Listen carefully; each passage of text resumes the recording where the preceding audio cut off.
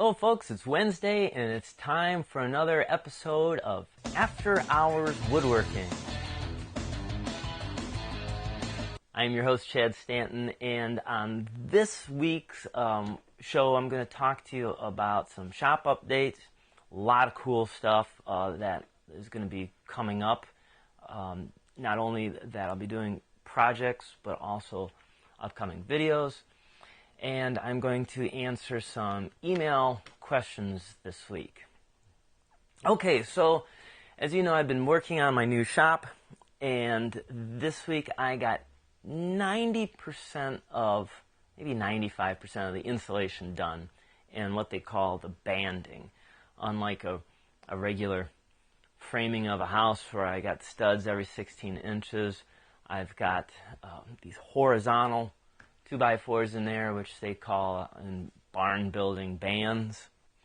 And what I'm going to be doing is I'll be attaching plywood to them. I'm not going to do drywall. I'm going to do plywood, which gives me the ability to throw a screw in pretty much anywhere for something light to hold.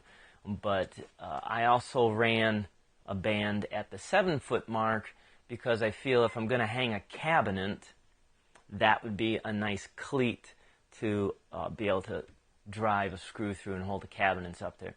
So I got that all done, and the weather wasn't too bad. Usually if it gets really hot, then all that insulation just gets in all my pores, but it wasn't too bad. So that's just about done. The reason I say it's about 95% done is because the one wall, there are some built-in shelving there, which I think I'm going to have to disassemble to get it out of there.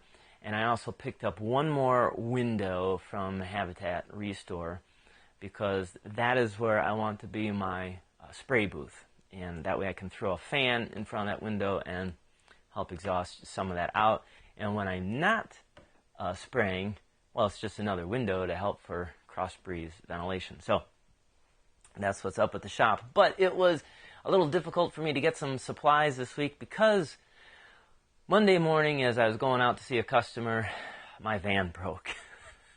Went in the Home Depot to grab a few supplies, came out, wouldn't start, just called, AAA, and it turned out it was the fuel pump, but they had more problems diagnosing that fuel pump than they thought. I guess it had electrical issues, and in the end it wound up being a ground, but the van was in the shop just about the whole week, waiting on parts and trying to diagnose it. But at any rate, it's all fixed. It's back on the road. I'm back in business. I was able to use my good friend Dennis Laney's truck, who lives right around the corner from me, to get some supplies. But at any rate, I love having my own vehicle back. Also, too, this week, some cool stuff. So Donnie Carter from the Green Woodworking podcast, he, interviews different woodworkers, and he's got some big name woodworking celebrities on there. And Donnie had asked, "Hey, could I interview you for the show?" And me? I mean, you've seen my subscriber number is pretty low. But Donnie's actually followed me for quite a while, and then when he looked at my resume and, was like all the credentials that I got underneath it, he was blown away. And he said he can't understand why my show isn't bigger than what it is. And I told him I like to think that we're the best kept secret on the internet. But at any rate, Donnie had me on the show, and boy, what a nice guy. What an absolute nice but cool guy. We talked for 2.5 hours. Now, I know he's got to edit that down. I don't know what it's going to be in the end, but on air and off air, we were just talking. Just a great, great guy. And he has a sounds stupid, but he's got a good sounding voice, and he's pretty enthusiastic to listen to on a podcast, which you would think, well, yeah, just about anyone should if they're going to do a podcast, but not all of them do. So anyhow, if you get a chance, I'll put his description there below, his link. You can go to his website and check out some of his past shows. They're all on there. As far as the episode with me, I think he said he's shooting for August 17th, but I'll definitely let you all know when that's out. But as always, thank you, Donnie, so much for having me on. Some other cool stuff. So you all know that I talk with Mitch Peacock over there in the UK, and Mitch is a highly skilled woodworker. I think him and I share the same interests, same vision, same goal, and we wanted to collaborate on the Dovetail video series, but our schedules got out of sync. He had his done, I wasn't ready, so I just said, Mitch, don't wait on me, just go ahead and release it. But we still wanted to collaborate together on a piece. So he had a great idea. I'm so excited to do this. We're designing a piece of furniture together. I'm also going to have Dennis and Les look over our furniture piece for them to critique not only the style, but the construction and purpose. What Mitch and I are going to do, we're each going to build this project, but we're going to split it up. So, for example, let's say that Mitch is going to start off by doing the legs. Then he'll be like, okay, now we're going to tune in over on Chad's site, and Chad's going to show us how to do the top. And then, I'll do the top, and then I'll be like, okay, now to figure out how to do the drawer, back to Mitch. And so we're going to trade back and forth. I think it'll be a lot of fun. It'll give you all some exposure. If you're not familiar with Mitch, you'll be able to follow along with him and see how he does stuff. But I think it's going to be cool. It's going to be designed by both of us, and in the end, we are each going to have the exact same piece on different ends of the world. So very cool. Stay tuned for that. We're just in the developing stages right now. We've been swapping sketches back and forth, but we'll definitely keep you all up to date with what we're doing there. Okay, this was great. You heard me talk about this on Monday. Gerald Vance over at the Appalachian Heritage Wood Shop sent me some carving mallets. He made these just gorgeous pieces. It's the photo and me holding them doesn't do justice. You really have to see these things up close. Beautiful. I don't even want to use them. They're so nice, but I will, because that's what tools are meant to do. It has my name on the end and everything. It's some burled maple here. And a couple things about Gerald. Gerald has got a TV show coming out, it just says October. Coming out real soon, a couple months, this year, October. TV show, PBS, over there in West Virginia. I'm not sure how that works. I'm not sure how far it will extend, but obviously as I hear more about it, I'll share it with you. But what's cool about what he's doing, he is taking pieces that are historically for that era in the Appalachian, and he's studying it, analyzing the pieces, and then he's doing his version to pay homage to it. So he's not making the exact same thing over again, but he's making an inspired piece that is reflective of the original. Neat stuff. Actually, he sent me the list of all the projects for all the episodes of season 1, and it's cool stuff. I'm really excited. I can't share it with you. But it's some pretty cool stuff. And I know Gerald will be throwing all kinds of history background in it as well as technique. Gerald is a fine furniture maker. He's gone to school with it. It's his passion. It's his life. It's what he does professionally. And they are having out at the Heritage Farms Museum, they're having a festival this year. And basically what it is like all old time. So you can go there and you can see how the old farming equipment was. You can see old tools. You can see the old buildings. You can see life like it was many, many moons ago. And Gerald asked me to come out in October. It's the end of October. I'll get the actual date for you, to be a keynote speaker. And so I will be doing a question and answer presentation. I'll also be doing a couple of woodworking demonstrations out there. So if you're in the area, or if you're looking just for a good time that weekend, come on out. I'll tell you more as it approaches, but it was very thoughtful of Gerald to send me those, and I'm really excited to see more of the show that's coming. So stay tuned here to hear more about it. But that brought me to a question. On Monday, a couple of people made some mallets, and I wanted to explain something about mallets. So now you can walk into a store and buy a mallet, and they're cut on the angle. And the idea is that when the mallet comes down to approximately your arm at a 90 degrees, that the head of the mallet is hitting horizontal to the head of the chisel or the workpiece. And what a lot of folks don't know is that back in the day, this angle was specifically made for the carpenter or the woodworker. So what do I mean by that? Well, depending on the length of your arm and the length of the mallet, that head, imagine this head being a lot longer. So it would go from the tip of the head, that line would trace right back to my elbow. That way it's ergonomically made for my arm. So imagine, let's say I had a really short arm and I want a really big head on that. Well, that would come at a much severe, steep angle, but it would be perfect for that person. So if you're making a mallet, try it. It usually kind of falls somewhere between 5 and 6 degrees, but if you happen to be abnormally tall or short, make your own, custom, ergonomically to you. So that was a little bit about mallets. All right,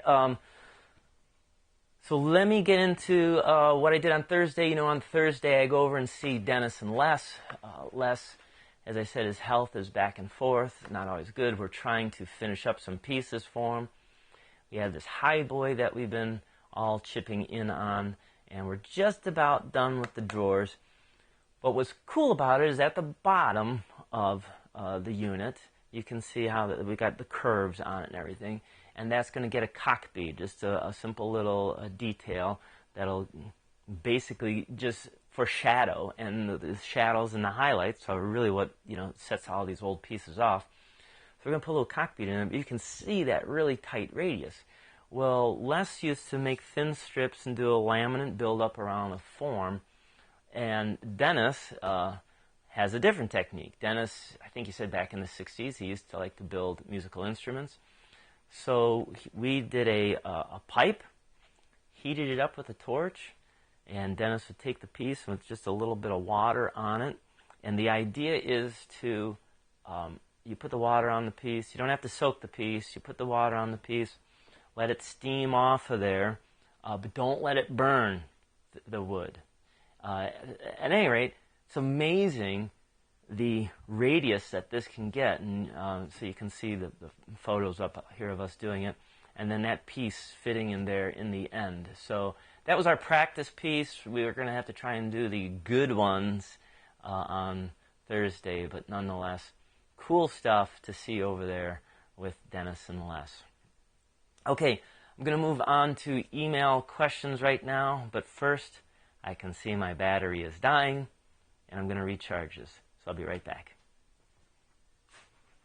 Okay, I'm back, and we're on to email questions this week. These are email questions right from viewers like yourself.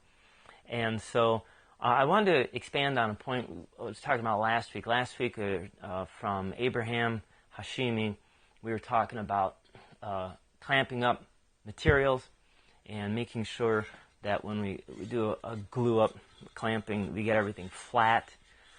And I gave some tips on that, but what I failed to mention was talking about glue squeeze out.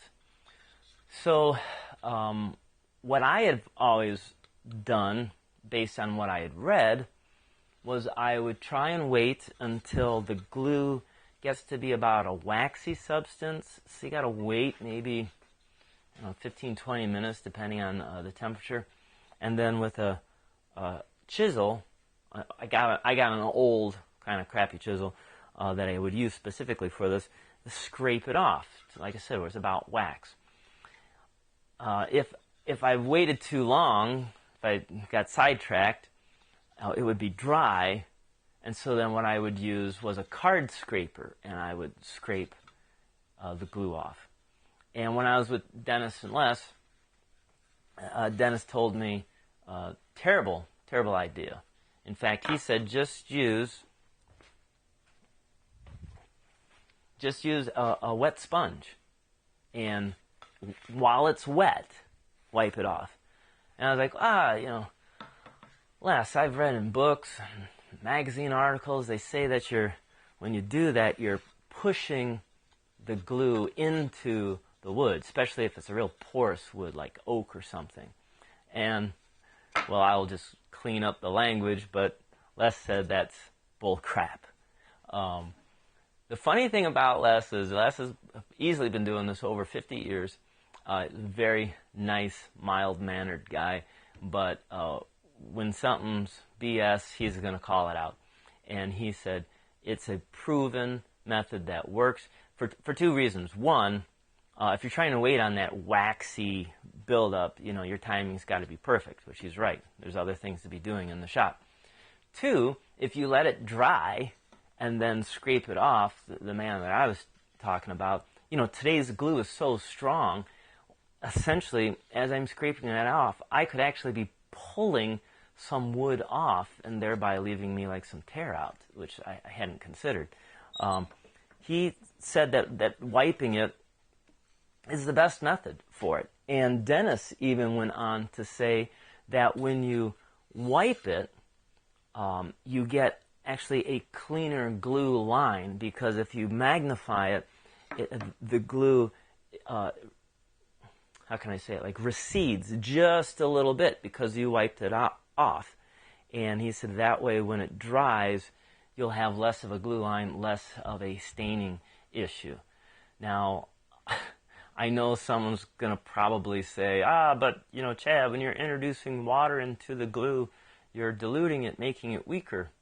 There's probably truth to that, but, these glues brag that they've got, 3,000 pounds of shearing strength or whatever before they fail.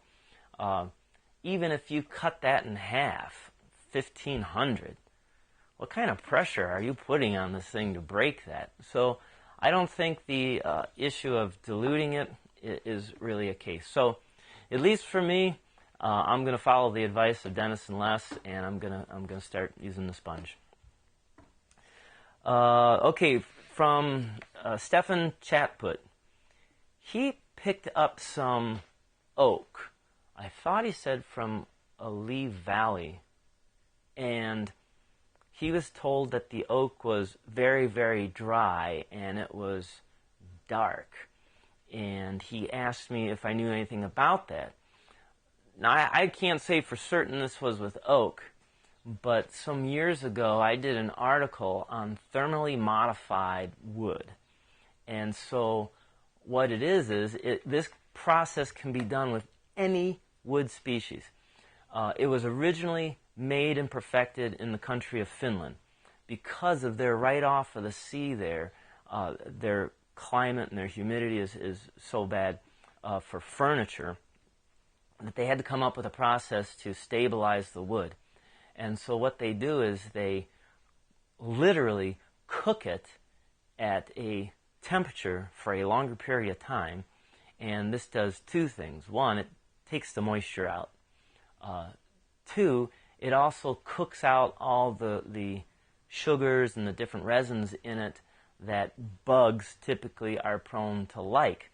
So a wood that normally would be terrible for outdoor use, like poplar, would actually become fine for it at that point once it goes through the process.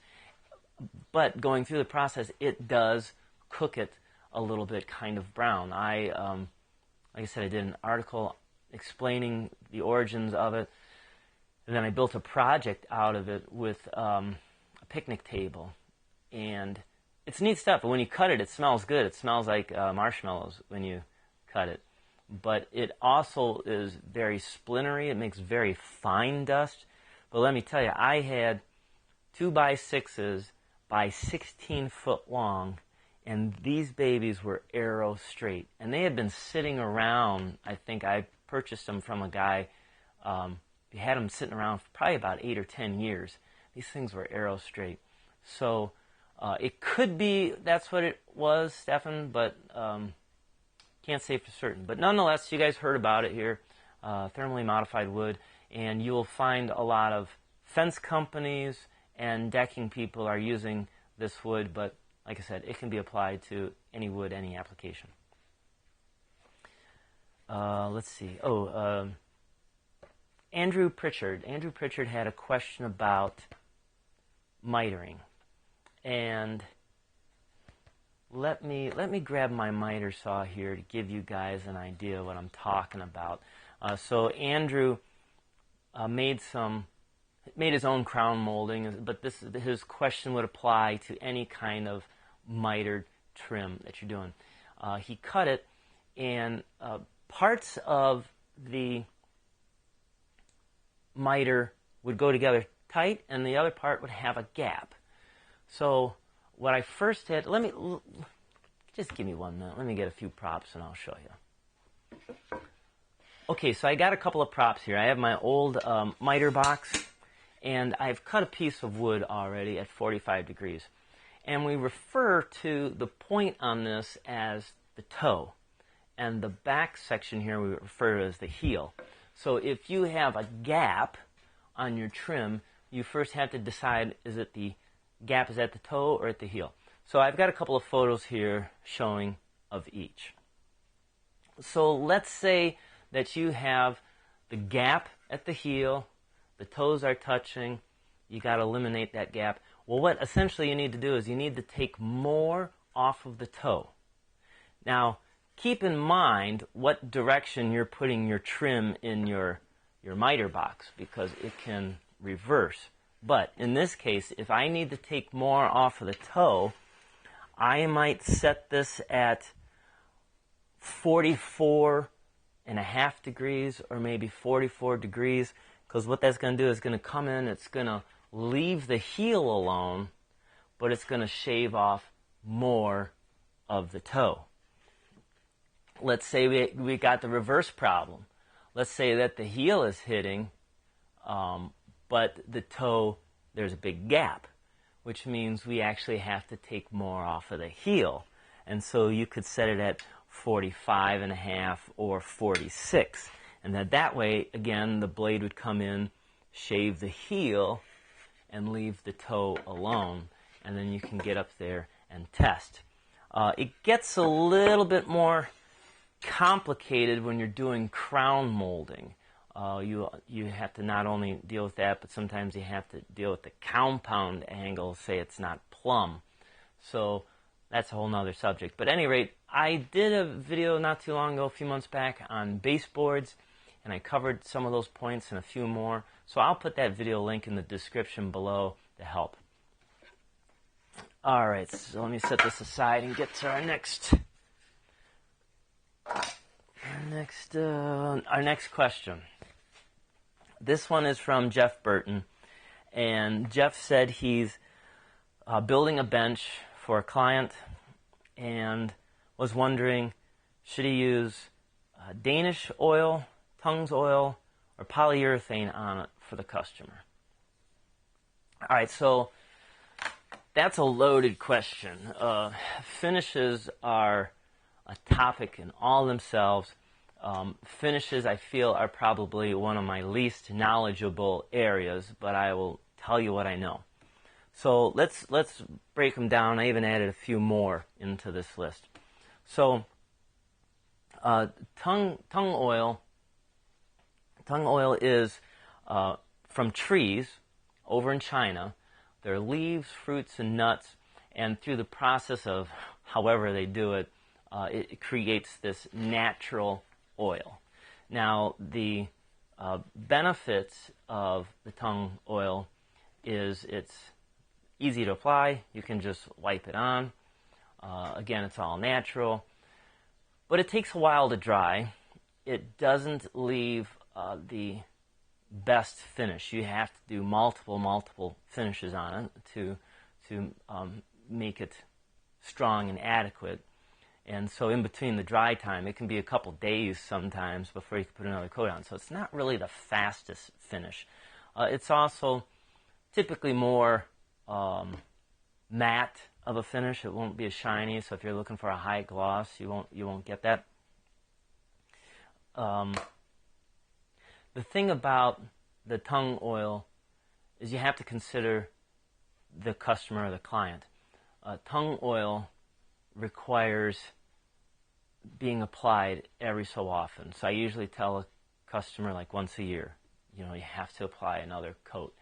If they're not the type that will do maintenance, I probably wouldn't go with one of those. Another one that's similar to tung oil is boiled linseed oil. It's not really boiled, it's just part of the process that they go through. But the linseed oil is from flax seeds. Again, very natural product. It's quite similar in the same manner, in my opinion, as the tung. Needs multiple layers, takes a while to dry in between, and I don't think it gives the best protection. In fact, you may not be able to see this, but I can. I put several coats of boiled linseed oil on this mallet of mine, and because of the oils in my hand and because of the natural acids in the white oak, it's starting to gray and will actually at some point turn blue. Okay, so like I said, it's not, in my opinion, it's not the best protection. I would never use it on a tabletop, but I might use it on a chair or something where I'm not going to have to worry about liquids touching it. So what about polyurethane? Well, polyurethane essentially is chemicals. It's all chemicals. It's like plastic. And so it's a lot thicker, a lot more durable. It dries faster. But it does kind of still leave that plastic look to it. So again, depends on the piece you're building. Not every piece needs poly, but you have to consider what the client's doing. So Danish oil. Let's break down a second what Danish oil is, because that was the one that he had listed in there. Danish oil you can buy, but essentially you can make your own. And a common mixture for Danish oil is 1 part mineral spirits, you have 1 part boiled linseed oil, and then 1 part varnish. And that will make a nice wipe-on finish for you that provides, I think, provides a little bit more protection than just the linseed oil or just the tung oil, because you have the varnish in it. So, difference between varnish and polyurethane. Well, again, polyurethane is majority is chemicals and plastic, where varnish has some alkyd resins in it. So essentially what it is, it's natural. They're natural. They're fatty acids out of products of nature that they add to whatever the rest of their formula is. And it has same durability, as like a polyurethane, about same dry time. It has a little bit more of a yellow hue to it because of the fatty acids.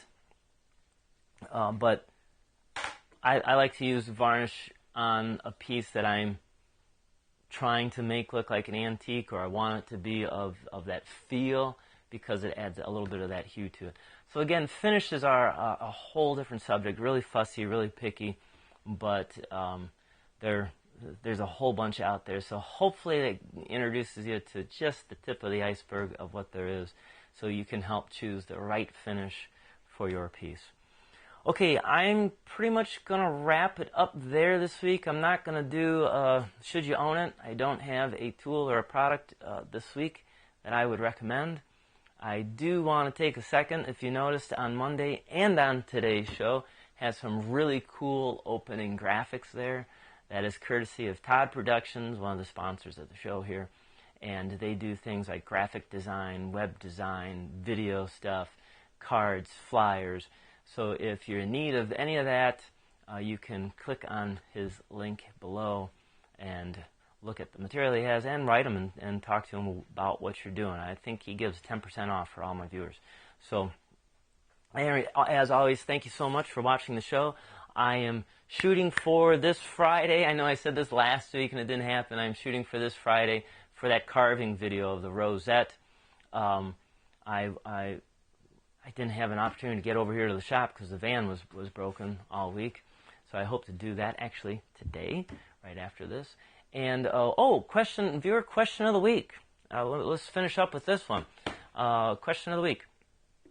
So we talked about the mortise and tenon series, and I will be doing that. Like I said, just be patient. I'm putting all my notes together on it. But it also, this week, made me think of a question, since we were talking about mitering and trim and crown molding.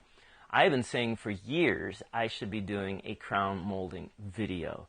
I don't think it would be a series. I think I could get it all in either 1 or 2 episodes.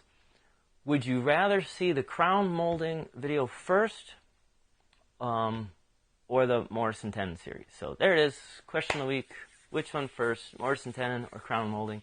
As always, thank you so much, because without you, the show wouldn't be possible.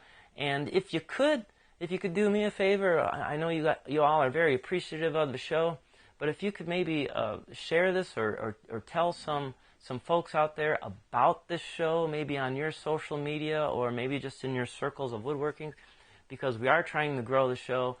Growing the show means we can get better sponsors. The better sponsors means I'm able to do more for you on the show to help you learn and become a better woodworker. So until next time, as always, thank you so much and keep on dancing.